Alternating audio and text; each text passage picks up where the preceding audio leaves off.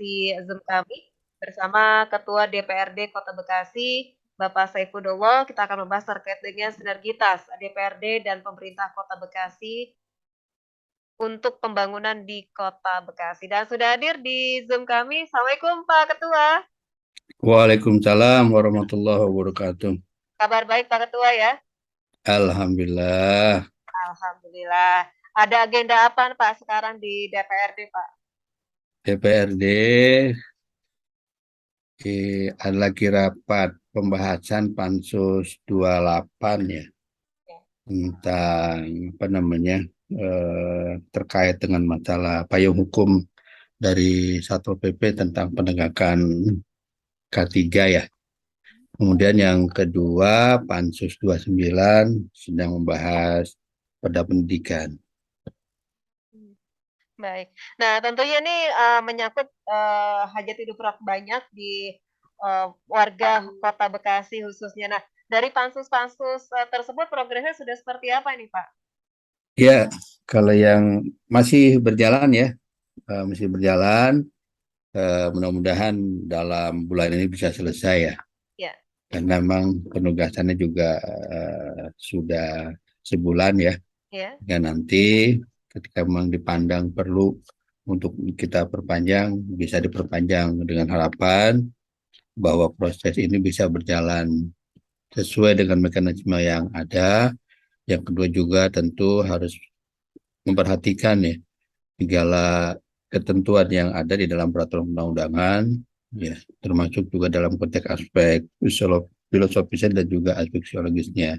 Dan yang terpenting bahwa nanti peraturan ini akan memberikan satu kepastian hukum, baik dalam konteks penyelenggaraan pendidikan dan juga terkait dalam penegakan K3 ya, sehingga diharapkan masyarakat bisa apa namanya memberikan masukan ya, partisipasi kepada DPRD, karena toh pada akhirnya bahwa perda ini juga nanti akan memberikan satu dampak ya bagi masyarakat ya, dampak yang positif dalam hal ini ya, baik dalam kaitan penegakan perda yang dilaksanakan oleh Satpol PP ya tentang K3 ya, termasuk juga dalam kaitan dengan penyelenggaraan pendidikan. Sehingga masukan-masukan ini tentu akan sangat bermanfaat ya bagi sempurnanya peraturan daerah yang akan kita berlakukan di Kota Bekasi. Baik. Nah, untuk perda tadi tentang Satpol PP dan juga pendidikan, Pak ya. Kita ini kan lagi pendidikan, apalagi setelah adanya PPDB, bagaimana nih, Pak? Ya, maka itulah kemudian ya tetap kita akan mengevaluasi kembali ya proses perjalanannya sehingga diharapkan pelaksanaan PPDB sesuai dengan ketentuan yang ada. Dan pada akhirnya kami di DPRD pun selalu berupaya agar kepentingan masyarakat ya dalam hal ini dalam kerangka mendapatkan hak pendidikan yang layak, yang bermutu, sebagaimana memang amanah undang-undang, karena sekali lagi pendidikan adalah hak dasar ya yang harus dipenuhi oleh pemerintah daerah, wabil khusus ya untuk pendidikan 6 tahun dan 9 tahun ya, yang SD dan SMP. Nah, inilah yang kemudian memang menjadi kewenangan Kota Bekasi. Oleh karenanya kita terus mendorong ya, hak-hak itu akan terus diberikan karena sekali lagi itu merupakan hak warga, hak masyarakat gitu ya, sebagai penyelenggara pemerintah daerah akan berupaya semaksimal mungkin agar tidak ada yang putus sekolah gitu ya, agar tidak ada kemudian yang tidak bersekolah ya, jangan sampai ya Bekasi sebagai kota penyangga ibu kota negara Republik Indonesia kemudian ternyata ada warganya yang putus sekolah atau sama sekali tidak bisa bersekolah gitu ya karena masalah biaya. Oleh karena itu kemudian kita terus berupaya mendorong ya agar proses pelaksanaan ini bisa berjalan lancar dan kemudian mampu menghadirkan pendidikan yang berkualitas dan bermutu. Ya, kalaupun melihat sampai saat ini Pak untuk pembagian porsi sekolah antara antara negeri dan juga swasta setelah ada PPDB ini bagaimana, Pak? Ya, ya kita tetap merujuk kepada regulasi yang ada ya.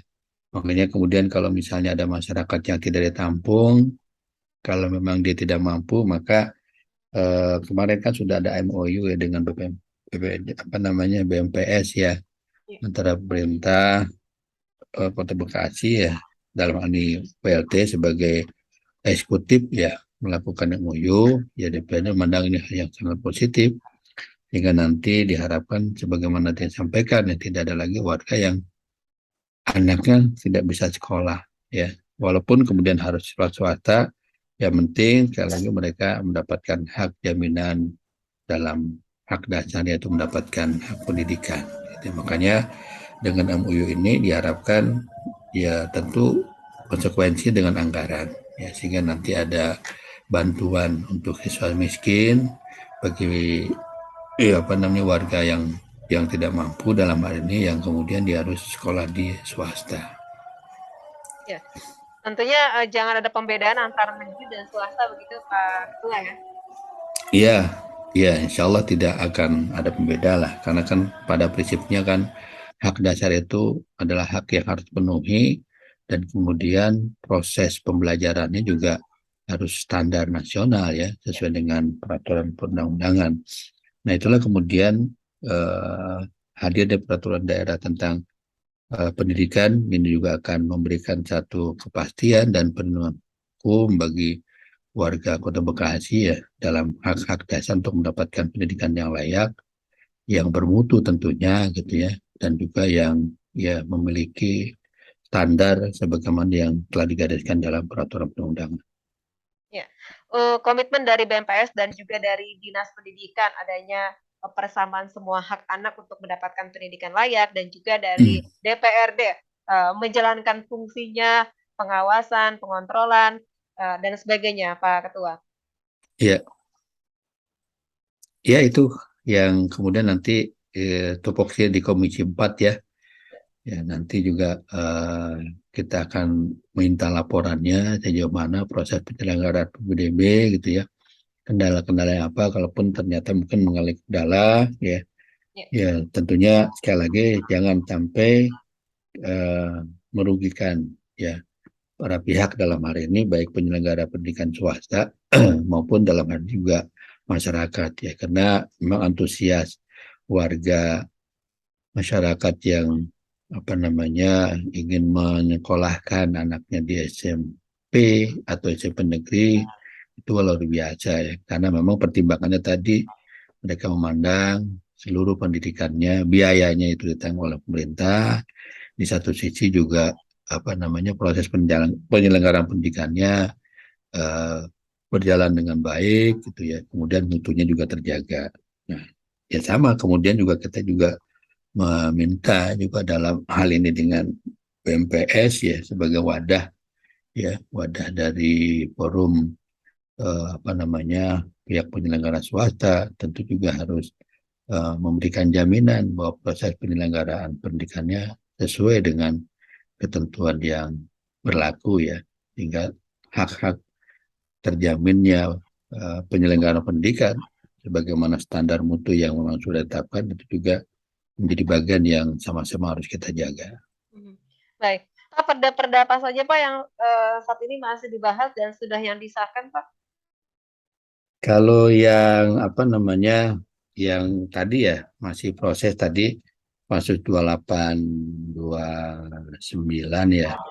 Kemudian yang sudah itu yang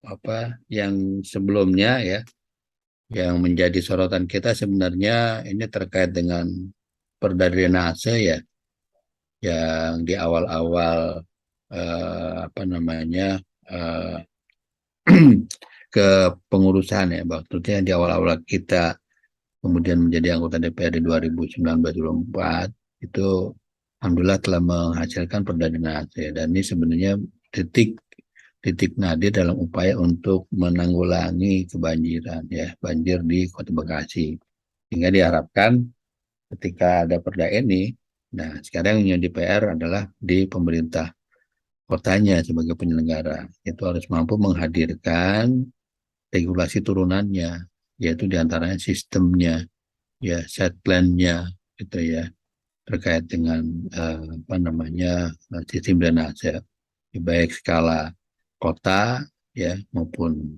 diturunkan lagi level skala kecamatan sampai ya skala RW ya, sehingga Ya. diharapkan dari hulu ke hilir semuanya menjadi satu satuan yang terintegrasi ya, hingga diharapkan memang lahir perda ini diharapkan tidak memindahkan banjir di lokasi A ke lokasi B atau sebaliknya kemudian ke lokasi C, maka semuanya harus terintegrasi.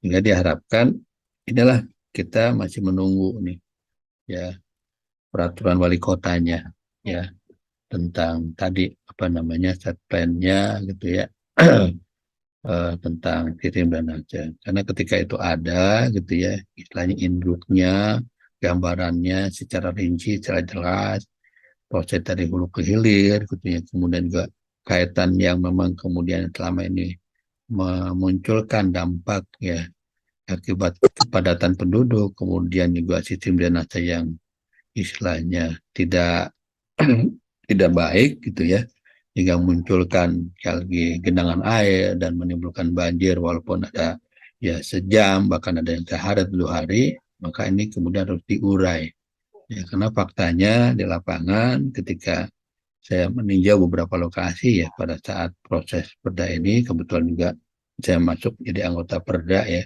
mengambil pansus maksudnya pada saat itu ya banyak wilayah-wilayah dasar istilahnya eh, yang tadinya misalnya aliran air itu atau misalnya kali itu lebarnya misalnya 3 meter atau 4 meter gitu ya, kemudian berkurang ya. Termasuk juga di daerah-daerah, tidak hanya di daerah pemukiman ya, tapi daerah perumahan gitu ya. Nah ini kemudian juga nanti tentu ada proses yang harus ditegakkan oleh Satpol PP ya dalam rangka menertibkan bangunan-bangunan yang ternyata menyalahi fungsinya ya, di mana di sana harus ada istilahnya apa namanya daerah resapan gitu ya satu sisi, atau daerah yang memang menjadi pembatas ya, eh, di mana bangunan itu berdiri bukan di bibir kali bahasanya, tapi kemudian harus digeser ya sesuai dengan ketentuan yang ada. Nah ini banyak kita temukan.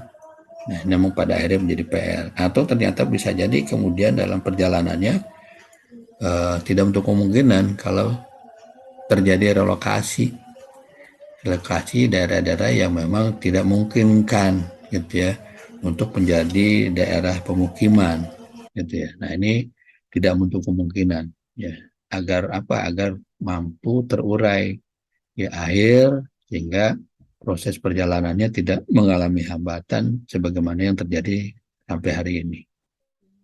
Baik. Dan tentunya ini, apalagi untuk pencegahan banjir, di musim penghujan dan memang sangat diperlukan sekali perda ataupun perwal nanti yang juga bisa, menjadi payung hukum bagi masyarakat. Tapi selama ini Pak untuk proses, perda drainase dan juga melihat, kondisi di lapangan di beberapa titik di Kota Bekasi yang memang istilahnya menjadi langganan banjir nih bagaimana Pak? Iya, iya tuh makanya terus kita komunikasikan ya dengan dinas terkait dalam hal ini dari Komisi 2 ya, karena leading sektor tentang bangunan, tentang lingkungan ya, diharapkan terus melakukan evaluasi ya terkait kesiapan di dalam proses penyusunan tadi ya, penyusunan peraturan wali kota yang ada hubungan dengan masalah sistem drainase. Karena tanpa adanya pengawasan, gitu, evaluasi, maka akhirnya ya hanya di atas kertas aja Iya. ya amanah di perda itu ya tertuang, sementara tahapan-tahapannya tidak dilaksanakan. Makanya DPRD terus akan mendorong dan melakukan pengawasan sehingga terjaminnya kepastian bahasanya ada sebuah kesiapan untuk melahirkan peraturan wali kota itu sendiri. Karena ketika tanpa adanya peraturan wali kota ya perda ini bahasanya mandul Iya. gitu ya. Padahal pada ini inisiasi dari DPRD ya, inisiasi DPRD, karena sekali lagi kami melihat ada hal yang harus dibenahi dari sistem pola air yang ada, gitu ya. Iya. Nah, sehingga yang tadi disebut dengan daerah apa namanya lintasan air sendiri, gitu ya, itu harus benar-benar terjaga, terjamin, sehingga tidak ada lagi bottleneck-bottleneck yang akan menghambat aliran air sendiri yang menimbulkan banjir. Dan tentu memang ini tidak bisa berdiri sendiri. Ini nanti tentu harus terintegrasi ya, baik dengan Depok, baik dengan Kabupaten Bogor, apalagi dengan Jakarta ya, karena perjalanan akhir airnya ada di Jakarta, gitu ya. Kalau perjalanan akhir Jakartanya kemudian muncul masalah, bottleneck tidak dibuka ya, daerah-daerah yang berlintasan dengan apa namanya apa yang di apa yang daerah perbatasan itu istilahnya Pak, lupa saya, eh, pokoknya perbatasan dengan Bekasi lah, Iya. kan di sana ada, kalau bahasa kita ada polder air ya, Iya. yang mampu nampung luar biasa di Jakarta Timur itu BKT ya, BKT. Nah, nanti diupayakan memang harus mampu terbuka gitu ya, salurannya seperti itu. Hmm. Kalau ketika itu semua terbenahi ya, dari hulu ke hilir ya, paling tidak mengurangi ya, ya kalaupun menghilangkan sama sekali emang Tidak kondisinya mungkin. ya bukan kita pesimis, karena kan posisi Bekasi memang ibaratnya memang agak cekungan gitu ya, Iya. apalagi di beberapa daerah gitu. Hmm, baik. Dan ini memang juga diharapkan oleh masyarakat bukan hanya sekedar hitam di atas putih saja, di kertas saja, tetapi juga ada aplikasian dari Perda ataupun Perwal terkait dengan permasalahan banjir di Kota Bekasi, Pak Ketua ya. Iya, Baik. Pak Ketua, kita jeda sejenak, kami mengundang rekan Dakta untuk bergabung bersama kami di 0815 11 107 107 atau telepon di 021 881 6363. iya. Dakta Radio, bijak dan cerdas. Suara Bekasi, kerjasama Radio Dakta dengan Sekretariat DPRD Kota Bekasi. Rekan Dakta, kami lanjutkan kembali dialog Suara Bekasi kerjasama DPRD Kota Bekasi dan Radio Dakta, sinergitas DPRD dan pemerintah kota untuk pembangunan di Kota Bekasi. Masih bersama Ketua DPRD Kota Bekasi, Bapak Haji Saifudullah. Pak Ketua, Iya, iya. untuk di tahun ini Pak, Raperda yang sedang dibahas bagaimana Pak dan apa saja? Baik, di tahun 2022 ini ada 21 raperda ya, Ya. yang kemarin pada saat tahun lalu ya diparipurnakan, yang masuk dalam program perda, yaitu program pembentukan peraturan daerah. Ya, baik perda inisiatif DPRD maupun usulan dari eksekutif ya. Yang inisiatif DPRD ada 10 ya, kemudian yang sisanya dari eksekutif dalam ini wali kota. Nah, dari 21 gitu ya, yang sudah kita selesaikan, itu ada Raperda Pengelolaan Keuangan Daerah, kemudian juga ada Raperda tentang sistem pajak online, Raperda tentang pencegahan dan penanggulangan kebakaran dan penyelamatan. Nah, ini lagi ini perda inisiatif ya, inisiatif DPRD, dan ini sudah kita paripurnakan. Kemudian ada yang sedang dibahas pada ketertiban dan ketentraman umum yang disebut tadi K3, kemudian juga perda penyelenggaraan pendidikan. Nah, yang kemarin kita paripurnakan untuk ada penugasan pansus ya, ada 3 pansus, yaitu terkait perda tentang pembentukan dana cadangan penyelenggaraan pilkada, kemudian yang itu pansus 30, kemudian pansus 31-nya Raperda tentang penyelenggaraan perizinan berusaha, dan pansus 32-nya Raperda tentang pemajuan seni budaya daerah. Nah, ini sangat penting. Yang ke-8 ini inisiatif DPRD ya. Kemudian ada lagi raperda tentang pengembangan dan pemberdayaan tenaga kesehatan, ini juga inisiatif DPRD. Kemudian ada raperda tentang ekonomi kreatif, ini juga inisiatif DPRD. Kemudian raperda tentang penyelenggaraan ketenagakerjaan, inisiatif DPRD dimotor oleh Komisi 4 ya. Dan ini dari usulan dari fraksi PKS. Kemudian ada raperda tentang pemberdayaan perlindungan perempuan, ini baru dari Dinas P3A, termasuk juga berikutnya juga termasuk perlindungan khusus anak juga sama dari P3A. Kemudian ada perda penyelenggaraan dan penanggulangan kejahatan sosial, ini dari dari Dinas Sosial ya. Kemudian perda tentang pengelolaan BUMD, ini inisiatif DPRD ya. Yang terus ada raperda penyelenggaraan usaha depot air minum isi ulang, inisiatif DPRD untuk memberikan kepastian bahwa penyelenggaraan usaha depot air minum ulang itu tidak merugikan masyarakat ya. Termasuk juga penyelenggaraan rumah potong hewan itu untuk mendapatkan jaminan hewan-hewan diselenggarakan dalam konteks pemotongan secara halal sesuai dengan syar'i dan juga higienis sesuai dengan kesehatan ya. Termasuk, nah ini kalau tadi masih inisiatif, sekarang baru dari eksekutif ya, itu pengustaran tender, kemudian pengendalian penyimpanan air, yang 20 pencabutan Perda nomor 5 tahun 2006 tentang RDTR karena ada Undang-Undang Cipta Kerja. Kemudian yang terakhir Perda tentang penyelenggaraan penanganan pelayanan kesejahteraan sosial. Ini juga dari Dinas Sosial. Nah, ini 21 perda yang akan dibahas, dan ada yang sudah, tadi ada 3 dan sedang masih berarti ada 5 ya. Nah, yang sudah, yang mungkin perlu saya sampaikan terkait dengan masalah kebakaran ya. Ini satu hal yang menjadi masalah di kita selama ini, bahwa rentang waktu ya, itu kan standarnya 15 menit ya, harus sampai di lokasi. Nah, sementara selama ini ada yang lebih ya, bahkan juga tetap ada yang kurang. Nah, ada beberapa kendala. Yang pertama ya tadi terkait dengan masalah poskonya, artinya tidak hadirnya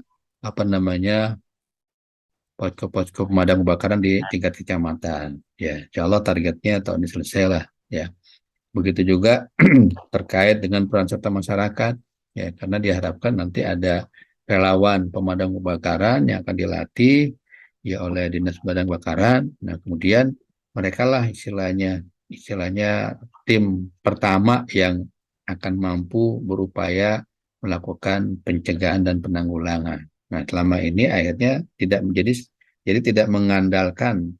selalu mengandalkan dengan Dinas Pemadam Kebakaran ya. Sedini mungkin ketika tim relawan yang terbentuk di tingkat RW, maka insya Allah kita akan mampu berupaya untuk pencegahan sedini mungkin, termasuk juga dalam konteks pelatihan-pelatihan yang akan digulirkan ya. Nah, sehingga diharapkan satu sisi kita akan berupaya untuk benar-benar mengurangi ya, meminimaliskan ya terkait dengan masalah kebakaran. Kalaupun ada ya itu namanya musibah, tapi sejauh mana kita mendeteksi gitu. Jadi ada proteksi kebakaran yang harus diupayakan sedini mungkin. Nah, termasuk juga yang selama ini menjadi kendala adalah tidak adanya pola terintegrasi. Karena begitu kebakaran kan nanti ada hubungan dengan masalah dokumen. Ya, baik dokumen terkait kemundukan gitu ya. Di dalamnya ya termasuk juga ada hubungan tentang jaminan hidupnya. Nah, itulah kemudian ada istilah penyelamatan. Sehingga diharapkan korban-korban yang kemudian harus diselamatkan.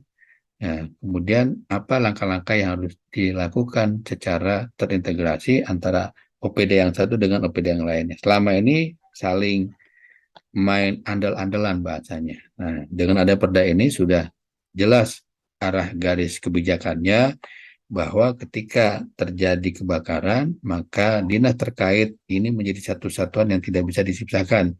Jadi satu sisi Dinas Pemadam Kebakaran berupaya untuk memadamkan dan menyelamatkan. Nah, di sisi lain, ya, dinas yang berhubungan dengan dokumen, dinas pendudukan, maka berupaya ya terkait dengan dokumen pendudukan diselesaikan. Berkait dengan masalah ijazah, itu ada hubungan dengan pendidikan, maka dinas pendidikan akan segera menyelesaikan terkait dengan dokumen pendidikannya. Begitu juga dengan dinas sosial, maka dia harus membuka dapur-dapur umum, ya, sehingga terintegrasi satu dengan yang lainnya. Sehingga mudah-mudahan inilah upaya DPRD ya untuk melahirkan perda perda apa namanya pencegahan dan penanggulangan. Awalnya perda ini perda pencegahan dan penanggulangan. Ini tahun 2009 dan ini juga dulu kalau tidak salah juga inisiatif DPRD, maka kemudian kita melakukan revisi, tapi revisinya total, maka ini menjadi perda baru dengan nomenklatur ada penyelamatan. Kenapa ada penyelamatan? Karena memang ada regulasi di atasnya harus berubah. Makanya nomenklatur dinas pemadam kebakaran juga ditambah dinas pemadam kebakaran dan penyelamatan. Gitu. Ini yang mungkin lebih apa namanya lebih memberikan makna untuk kepastian bagi masyarakat Kota Bekasi hingga mudah-mudahan kita mampu menanggulangi kebakaran yang sering selama ini terjadi dan diupayakan waktu tibanya istilahnya mobil pemadam kebakaran ini bisa cepat. Dan satu lagi di amanah perda itu nanti ada kewajiban APTAR ya, artinya alat pemadam yang sederhana tabung itu yang diupayakan harus ada di rumah-rumah. Nah, bagi rumah-rumah kemudian penduduk yang tidak mampu, maka konsekuensinya nanti pemerintah daerah harus mengadakan, ya termasuk mungkin karena banyak daerah-daerah kita yang padat penduduknya gitu ya di apa namanya di pemukiman, maka akan diupayakan ya, apa namanya kendaraan pemadam kebakaran yang mini lah. Ya, kalaupun nanti dikondisikan dengan seperti model-model Baktor begitu ya, yang bisa masuk, ya itu mungkin akan kita upayakan. Ya, termasuk tadi menyiapkan apa namanya alat pemadam kebakaran strategis di daerah pemukiman padat penduduk, ya, yang mana tidak mampu di, apa namanya diadakan oleh warga, maka denda ini. Baik. Nah, tentunya tadi Pak Ketua mengatakan ada inisiatif DPR, ada juga yang usulan dari beberapa dinas. Nah, kalaupun inisiatifnya ini berlahir dari apa ini Pak latar belakangnya sehingga ada inisiatif sendiri dari DPRD untuk membuat raperda tersebut membahasnya. Baik, ya contoh ya kaitan tadi penyelenggaraan dalam kaitan penanggulangan, pencegahan kebakaran dan penyelamatan. Tentu kami dalam hal ini pertama melakukan kajian hukum, di mana perda ini adalah perda yang sudah lama produk hukumnya di 2009. Setelah itu kita lihat banyak beberapa regulasi yang kemudian lahir setelah perda itu. Nah, perlu adanya penyempurnaan dan perbaikan-perbaikan. Nah, di satu sisi dalam kajian empirisnya kita lihat dalam fakta di lapangan ternyata masih terkendala ya dalam hal ini dari dinas kebakaran untuk mampu mengoptimalkan perannya gitu ya dalam upaya pencegahan, penanggulangan dan juga penyelamatan. Nah, inilah diantaranya kita melakukan kajian, bahasanya kita melakukan evaluasi terhadap perda yang sudah ada. Nah, ketika dievaluasi dari aspek yuridisnya ternyata sudah tertinggal, artinya ada regulasi-regulasi yang baru, makanya harus segera kita sempurnakan. Kemudian kita lihat lagi dari aspek pelaksanaannya, ternyata peran OPD-nya tidak bisa optimal nih, masih ada kendala, dan dia butuh payung hukum. Nah, payung hukum itu menjadi instrumen yang harus kita siapkan sehingga OPD yang menyelenggarakan tentang pencegahan dan penanggulangan penyelamatan kebakaran ini bisa mampu mengoptimalkan perannya. Karena sekali lagi dengan adanya regulasi dalam perda, ya maka masing-masing OPD yang akan menyelenggarakan ya tupoksinya ini akan mendapatkan payung hukum. Sehingga ketika payung hukum baik dalam penyusunan SOP, yang tidak kalah penting adalah terkait dengan penganggaran, gitu ya. Maka pada akhirnya nanti penganggaran inilah didorong untuk memenuhi amanah sebagaimana yang diamanahkan di Perda. Misal, ya kan, nanti perlu ada pengadaan sarana transportasi pemadam kebakaran yang kira-kira bisa masuk ya ke daerah-daerah yang padat penduduk, ya kan. Ya, yang kedua, di daerah perkotaan misalnya ini kan perlu ada pemadam kebakaran yang mampu menjangkau sampai lantai gitu ya, gedung-gedung bertingkat. Ya. Nah, ini kan belum ada misalnya. Maka ya dengan sendirinya kewajiban untuk mengadakan termasuk tadi terkait dengan apa namanya time-nya, jeda waktunya. Nah, kenapa kendalanya? Karena jarak tempuhnya jauh. Oh, ternyata butuh adanya pos pemadam kebakaran di tingkat kelurahan, kecamatan. Kalaupun nanti diperluas lagi sampai ke tingkat kelurahan.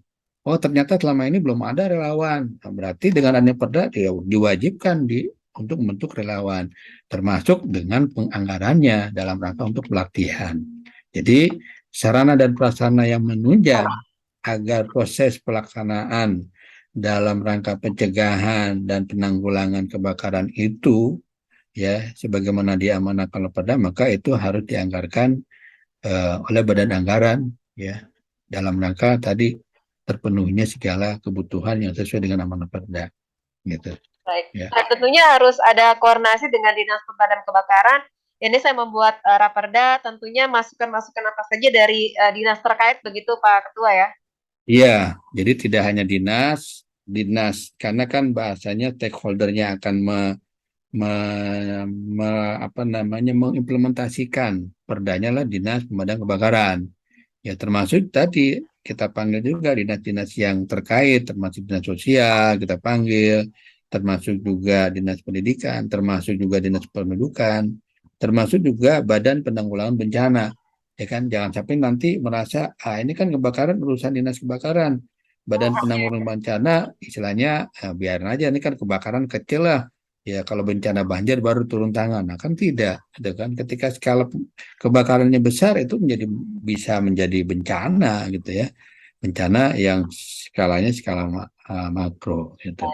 Pak Ketua, kita jeda kembali. Silakan rekan-rekan bergabung bersama kami di 0815 11 107 107 atau bisa telepon di 021 881 636. Suara Bekasi, kerjasama Radio Dakta dengan Sekretariat DPRD Kota Bekasi.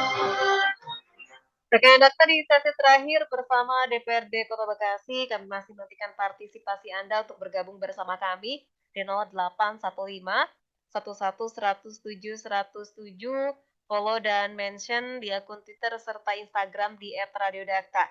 Masih bersama Ketua DPRD Kota Bekasi, Bapak Haji Saifudollah, sinergitas DPRD dan pemerintah kota untuk pembangunan di Kota Bekasi. Pak Ketua, kita lanjutkan kembali. Bisa di-unmute terlebih dahulu untuk volumenya Zoom ya, Pak. Pak, baik. Iya, lanjut. Ini kan tadi sudah banyak raperdanya, Pak. Apakah sudah diparipurnakan atau prosesnya seperti apa dari raperda yang menjadi inisiatif ataupun usulan dari dinas terkait Pak saat ini di DPRD? Baik, jadi yang perlu diketahui ya, yang sudah bahasanya itu yang sudah diundangkan.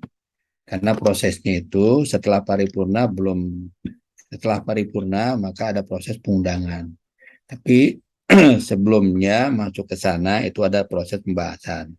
Jadi pembahasan itu dilakukan oleh pansus ya yang memang diberikan tugas ya melalui paripurna gitu penugasan untuk membahas terhadap satu perda. Prosesnya diberikan waktu sekitar 30 hari gitu ya. Kalau dipandang memang perlu diperpanjang, nanti bisa diperpanjang ya sesuai dengan kebutuhan ya. Apabila memang dipandang perlu ya alasannya tadi misalnya ada masukan dari masyarakat yang perlu diakomodir dan perlu dikaji atau memang ternyata setelah Pansus melakukan konsultasi ya dalam hal ini baik ke Kementerian Hukum kewakilannya di provinsi maupun juga Biro Hukum Sekda di provinsi, ternyata harus ada hal yang direvisi. Kemudian itulah dilakukan revisi gitu ya. Termasuk juga mungkin dari kementerian terkait ya ketika memang Pansus melakukan konsultasi ke kementerian terkait.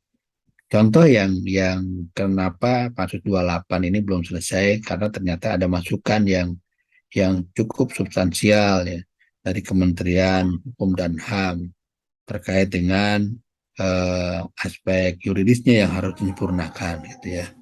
Itu diantaranya ya.